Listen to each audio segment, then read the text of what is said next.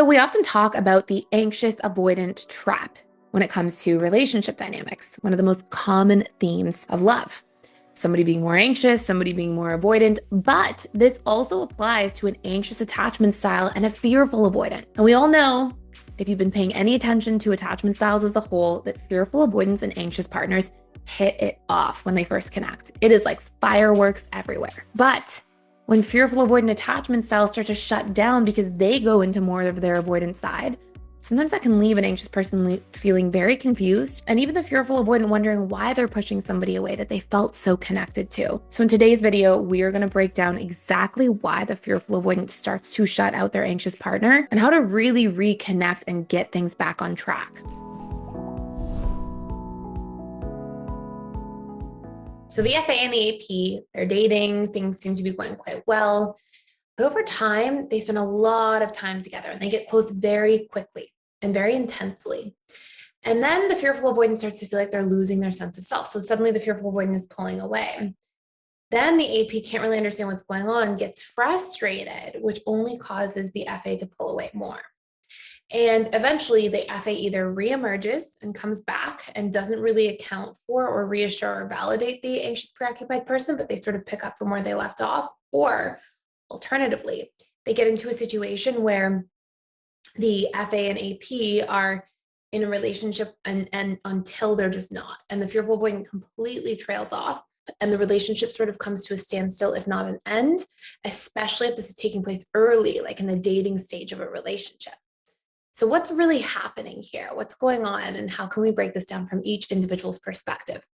Well, what often starts out by happening in the fearful, avoidant, and anxious preoccupied relationship is they make each other feel very seen. And both tend to really value depth of connection, presence, care, validation. And the FA and AP both tend to give each other a lot of this in that early dating stage.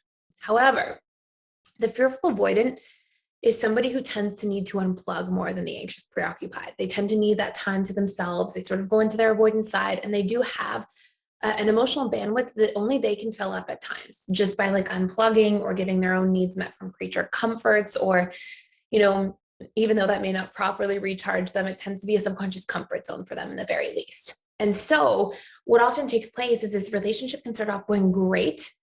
And then the fearful avoidant starts feeling like they're overextending themselves. And they feel the need to pull back. And fearful avoidants tend to also be very big at giving in the dating stage. They will give a lot. They'll be really present. They'll care a lot. They'll really extend themselves out there despite their own boundaries and their own needs. And they often won't talk about them. The anxious preoccupied tends to more exclusively get their needs met from romantic partners. So they will feel when somebody pulls away from them, they won't be like, oh, great, this is my opportunity to unplug it as well and to recharge and spend time alone or with my friends or catch up on these other areas of my life. They'll tend to start panicking and they'll become hyper-focused and often ruminate about their relationships to the fearful avoidant, which will then put this relationship dynamic in a situation where the FA needs to recharge. They'll pull back. And then the AP will tend to come closer and sometimes express upset or blame or frustration.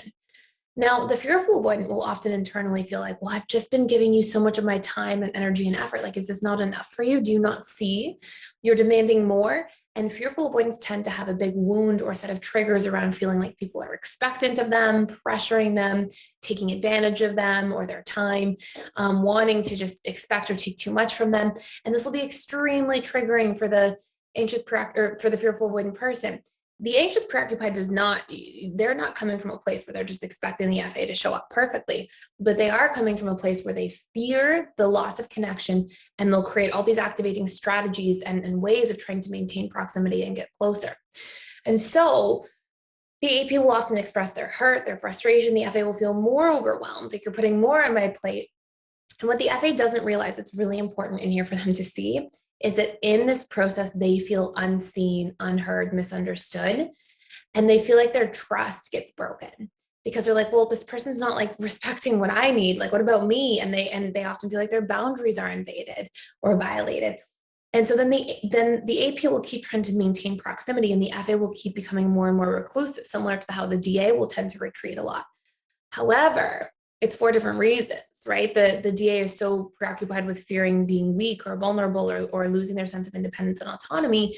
The fearful avoidance is more triggered by like trust wounds, feeling unseen, unheard, like their boundaries are violated, like too much is expected of them, which is also their shadow because FAs put a lot of expectation and pressure on themselves.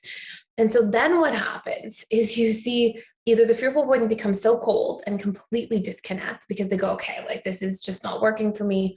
And they'll seemingly just drop off the face of the earth, which is really hard for the AP because the FA and AP prior to that were obviously super connected the vast majority of the time in that dating stage, or the FA will reemerge after time, but not feel like things are worked through. And part of this is because they haven't consciously recognized their own part. Like they don't usually realize how they're actually feeling consciously. So they don't have room to say like, hey, I just need more time than you do to recharge. I just need time alone sometimes. And I need you to understand that and be okay with it a little bit. And when you don't, I feel like you're just pressuring me or expecting a lot from me, or, taking advantage of my time and not appreciating all that I am putting into the relationship. And so this mismatch will really feel like a betrayal to the fearful avoidant, which is in the DA version of this anxious avoidant trap. You'll see they feel more of a fear. So how we resolve this is by each person in the situation being able to understand their own part, what's going on inside of them, convert those feelings into words, learn to express them in healthy ways, learn to not personalize each other's patterns. Like when the AP comes closer to the FA, they're not trying to like hurt them, and they're not trying to say, oh, I don't respect you or care about you, or I want to invade your boundaries and I don't care about what they are.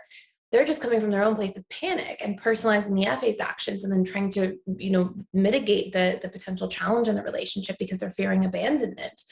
And the FA is then receiving it as like, you're not paying attention to my boundaries. You don't see me. I can't trust you.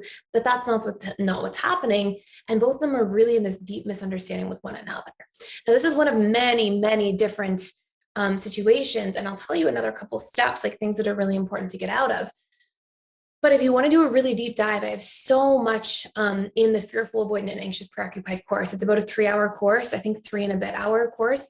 You can definitely get through in like a week or so.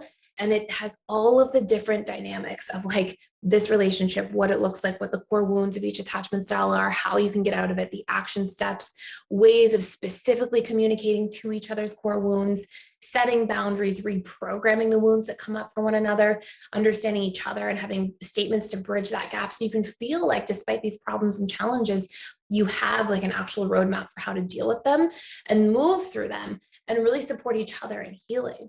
So that you can thrive and stay connected and keep things on the right track without losing your sense of self in the process. So anyways, the major themes at a high level are that you have to learn what your core wounds are and what your primary and secondary trigger patterns are within each other, like which of your core wounds just so happens to trigger your partner's core wounds and vice versa. And then how you can talk about these things in a way that becomes solution oriented, discuss what you need instead, understand each other's perceptions of the experience so that you're not taking each other's actions so personally.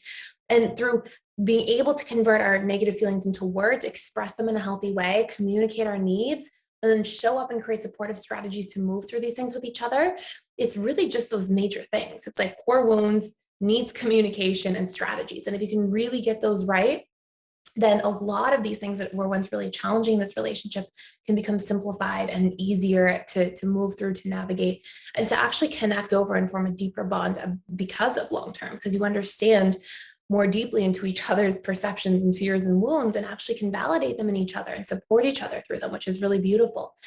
So anyways, I hope this makes sense. If you want to see more breakdowns of different dynamics in the AP-FA relationship, AP-DA, FADA, any of that stuff, please put them below and I will definitely do some more breakdowns for you guys. But again, you can check out that course. So I hope you enjoy. Thank you so much for watching and being here. Please like, share, and subscribe if you haven't already, and I will see you in the next video.